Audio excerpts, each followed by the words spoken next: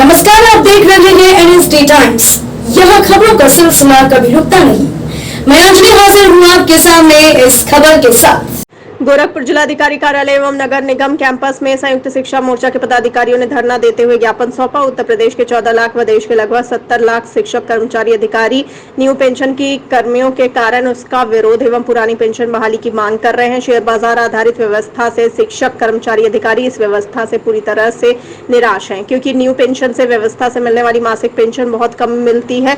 इस व्यवस्था को पेंशन कहने में शर्म आती है, हम सभी जानते हैं। आइए देखते हैं गोरखपुर से हमारे संवाददाता मनीष चौबे की ये रिपोर्ट। सरकार के साथ कदम से कदम मिलाकर सरकार चारों कमरे में बंद होकर के सिर्फ आदेश देती थी। मेरा कर्मचारी, स्वास्थ्य विभाग के सभी कर्मचारी मैदान में टिके रहते थे। क्या उनके बेटी और बच्चे और लड़के नहीं थे कि वो अपनी जान की परवाह किए बिना भी कर्मचारी दूसरे अपने परिवार को लोग देखना पसंद नहीं करते थे, अपने परिवार को छूना पसंद नहीं करते थे। लेकिन यही मेरा कर्मचारी समाज लड़ा था और रेगुलर कर्मचारी जितने। किस मामले को लेकर के आप लोग इकट्ठा हुए हैं यहाँ? पुरानी पेंशन बहाली को लेकर के हम लोग पुरानी पेंशन बहाली संयुक्त मोर्चा के तत्वाधान में आज गोरखपुर से हम लोग पंत पार्क से होकर के माननीय डीएम साहब के यहाँ पदयात्रा पे हमारी जो पुरानी पेंशन अधिकार पदयात्रा हम निकाले हैं और पुरानी पेंशन बहाली को लेकर के यहाँ पे हम लोग एकत्रित हैं। उसके साथ और क्या क्या मांग है आपकी? सर, उसके साथ कोई मांग नहीं, जैसे हमें पुरानी पेंशन ही चाहिए। आपके माध्यम से माननीय प्रधानमंत्री जी से, माननीय मुख्यमंत्री जी से मैं ये पूछना चाहता हूँ, जब देश एक है, जब संविधान एक है, हमारे देश के सांसद महोदय लोग पेंशन लेते हैं पुरानी पेंशन, हमारे देश के विधायक लोग पुरानी पेंशन लेते हैं, हमारे देश के मुख्यमंत्री पुरानी पेंशन लेते हैं, हमारे देश के जो पूर्व मुख्यमंत्री हैं, प्रधानमंत्री हैं, वो लोग पुरानी पेंशन लेते हैं, तो हम कर्मचारियों, अधिकारियों को, शिक्षक को पुरानी पेंशन क्यों नहीं?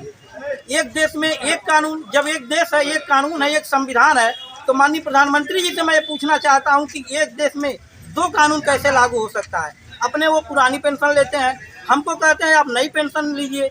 मैं पूछना चाहता हूं, अगर नई पेंशन अच्छी है, नई पेंशन इतना ही अच्छी है, तो आप भी पुरानी पेंशन छोड़ करके नई पेंशन लीजिए और हमारे कर्मचारियों को भी हम नई पेंशन लेने के लिए तैयार हैं। लेकिन जब प्रधानमंत्री जी नई पेंशन नहीं ले सकते, मुख्यमंत्री जी नई पेंशन नहीं ले सकते, इस देश के जितने सांसद विधायक नई पेंशन नहीं ले सकते, तो हम कर्मचारी 60 साल अपनी सेवा देने के बाद खून पसीना एक करके हम लोग सरकार का कार्य करते हैं, समाज का कार्य करते हैं और हमारे लिए नई पेंशन स्कीम लागू की जा रही है। जो नई पेंशन स्कीम है वो शेयर आधारित है, हमारे कर्मचारियों के साथ छलावा है, इसलिए हमें पुरानी पेंशन ही चाहिए जो हमारे बुढ़ापे की लाठी है।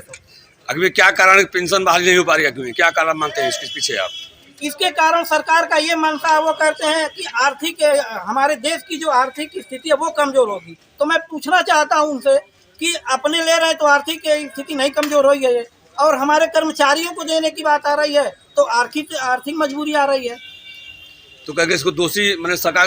इस कड़ी में बस इतना ही। ताजा तरीन खबरों के लिए बने रहिए एनएसडी टाइम्स के साथ। मुझे इजाजत दीजिए, नमस्कार। अगर आप ये वीडियो फेसबुक पर देख रहे हैं तो हमारे पेज को फॉलो करें और अगर आप ये वीडियो यूट्यूब पर देख रहे हैं तो हमारे चैनल को सब्सक्राइब करें और आगे आने वाली वीडियोस को देखने के लिए नोटिफिकेशन के आइकन को प्रेस करें।